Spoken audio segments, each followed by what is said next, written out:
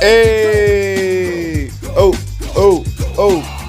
250 capital G, y'all come on in. I got everything you need from live videos to skits to stories to journalism and much more. Kick back, relax, and bring your A game. Direction and serenity. Let's go. Yo, Michael T. Porter here. Welcome to the 250 Gemstones Culture Channel. This is a channel of excellence. This is a channel of a nation of people striving and seeking excellence every day. I got another bomb episode for y'all, but before I begin, y'all hit that like button, that subscribe button, that share button. Pass me around. Facebook, Instagram, and all other social media platforms, and y'all know how I feel about my chizzing. If you guys like to support the channel, Cash App, $ Michael US. Also, check out my Spotify podcast. Link is in the description. Y'all stay and watch the whole video. We need to talk. Went to go see the book of Clarence. Sorry, I got too excited. I went to go see the Book of Clarence. Yes, I did. Me and my little lady friend had ourselves a good time. And not going to give you any spoilers yet because the movie is still out. Go around it. I'm going to say what I have to say without ruining the movie for y'all, but this is my opinion. I'm going to just say it was, far as what I look for in the movie, was it interesting? 1 out of 10, was it interesting? I'm going to give it a 9. It was very interesting. This is an action film or action and drama film. So in the action, 1 out of 10, I'm gonna have to give it a. I'm gonna give it a 9. Give it another 9. When you look for originality, it was based off biblical times, so I'm gonna give it a 6. Because it's a lot more easier to write something when you have a huge reference like the Holy Bible and the biblical times and Jesus. Far as what me personally, what I look for in the movie, did it make sense? Now, I'm going to have to give that a 5. I'm going to have to give it a 5. And I think I'm going to do a follow. Once the movie's out of theaters, I'm going to do another clip and go actually deep into the movie. Because it's actually, like I said, interesting level. I probably want to give the interesting probably a 10. But to sum it all up, the reason why I'm making this video today is because what I pulled away from this movie, it was a religious movie. It was a political movie. And what made the movie so interesting and made you want to watch to the end, because it's relevant to today. It shows how not just blacks, but how society works. And it's not about love in this world. It's not about compassion. It's not about moving the world forward in the right direction. It's all about personal agendas and power. That's what it's all about. Personal agendas and power. Personal agendas. And I'm not just talking about a little bit of power. I'm talking about a whole bunch of power. The Roman Empire, Greek empires, all empires are driven off power based off resources. But in the movie, it reminds us that power is not just physical, acquiring physical resources. It's acquiring spiritual resources too. When you look at the mindset of people who have established order, their ideologies are completely different from God's ideologies or God's motives for our lives. When you look at people who strive for power, when you look at people who do anything to get power, to get their name out there, to have resources, to be feared, they will do anything to get it and do anything to sustain it. They'll do anything to get in, anything to sustain it. That's one of the biggest takeaways from the movie. It goes deep inside. How does another man who's flesh and bone tell me what to do? Because this is how in this world that we living in. This is how this world is set up. If you don't have the power, you ain't gonna get the girls. If you don't have the money, you ain't gonna get the girls. Money is power. Some people say brutality is power. A lot of people that don't have money, well, they say, well, I don't have the money, but I have brute force. People have their own methods on how to obtain power.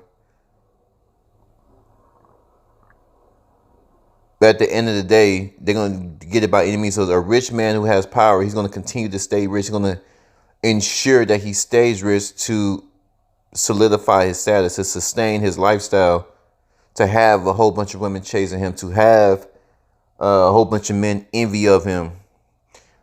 Power goes beyond brutality and money. Like I said, it's a mental and spiritual thing. You have to be that type of power that's displayed throughout, especially about governments. That power is not of God. No government is of God.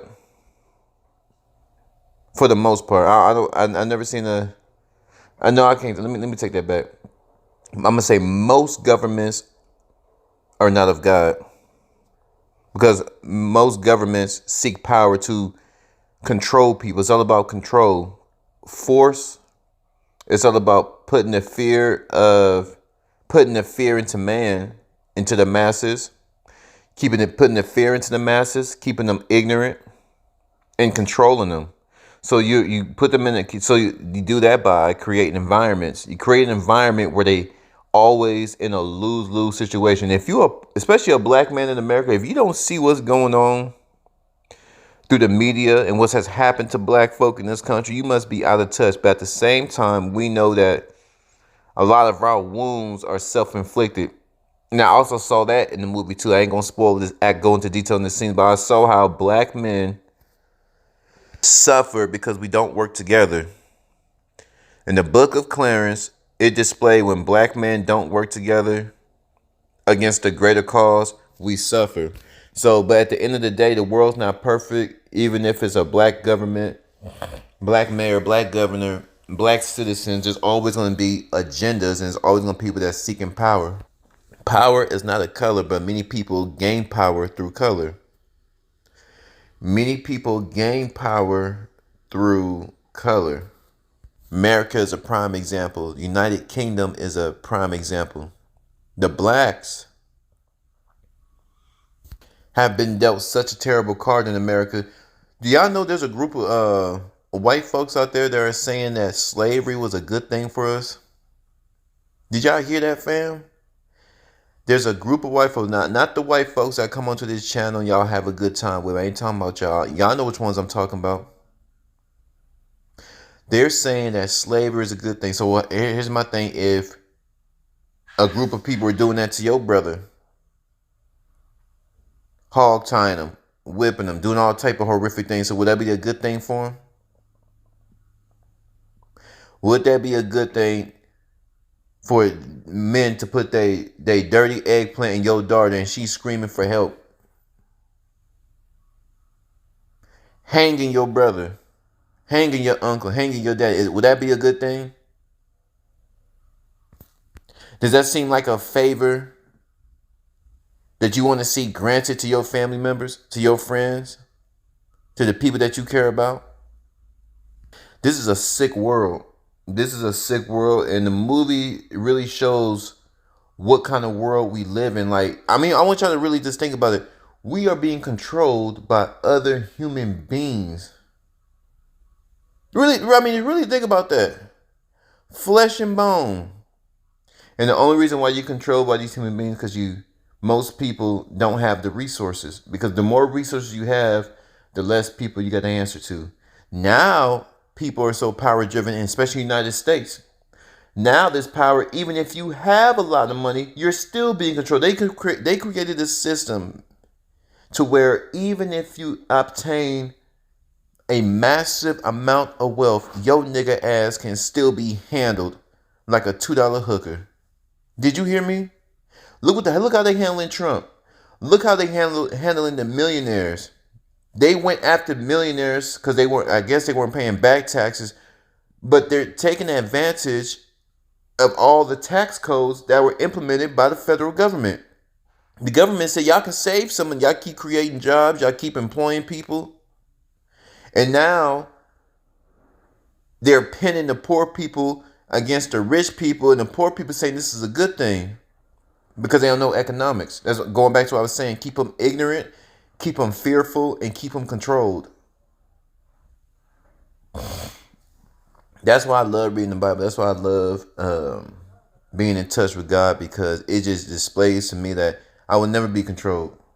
I'm going to figure it out. It may take me some years. It may take me some time. But I'm going to figure out how I'm going to get myself in a position with God to never let no human being control me like that. And the ultimate way for a human being not to control you is to walk side by side with death by the understanding and maturity with God. What that mean? What that mean? What you talking about walking side by side with death?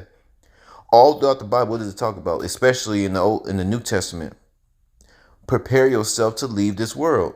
You're gonna have to make a decision. If you put up a great fight, got all your ducks lined up in a row, you became an influence, you gave it all you had to save the lives of people, to because you have a vision, and that vision, the foundation of this vision is ultimately good. Everything about this vision is good. You see people using our tax money, robbing the masses. This is how they stay in control. Robbing the masses. They robbing poor people. Our government is robbing middle class people. Our government is robbing rich people, wealthy people. How do you escape this? Liberation. Understanding that we still got to do our part, but at some time we're going to have to fight and come together and say enough is enough. And that's the power comes from the masses. It doesn't come from individual motives. My motives could be good, but I can have the power. But if millions of people, I know these people need this knowledge. I know that people need these things to liberate themselves from this dark world. And because I know once the masses understand what I have to offer, it will change the momentum. It will change the power. And this is what they don't want at the top. The book of Clarence made a lot of references. Now, like I said, the understanding the movie, understanding the plot, it got a few times, it got, especially towards the end, it got confusing. Like I said, I'm going to spoil it for you. I'm going to leave that to the end. But the overall, I think the political aspect was more profound than the religious aspect. Like I said, it took place in the biblical times. But the book of Clarence made me realize what kind of world we really live in. Nothing has changed. The power is in the masses. One man can't do it all. It comes from the people, and the government knows that. This is why they control people through the media, control people through the radio, control people with images, control people with fear, control people with threats of garnishing your wages, keeping you flat broke. They control us by crushing God's sons to where they can't have enough resources to start a family and carry on family traditions and heirlooms and scrapbooks. I'm so big on scrapbooks. Scrapbooks. These are our lives. These are our lives. Our scrapbooks. These are our lives. Scrapbooks.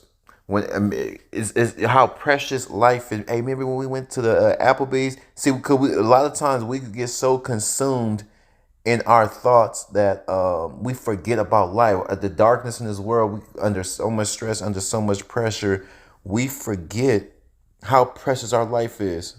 You sitting down with your baby, 2 years old. You take a picture. Now your baby 20 years old. You think, damn, time went by so fast. My baby's 20.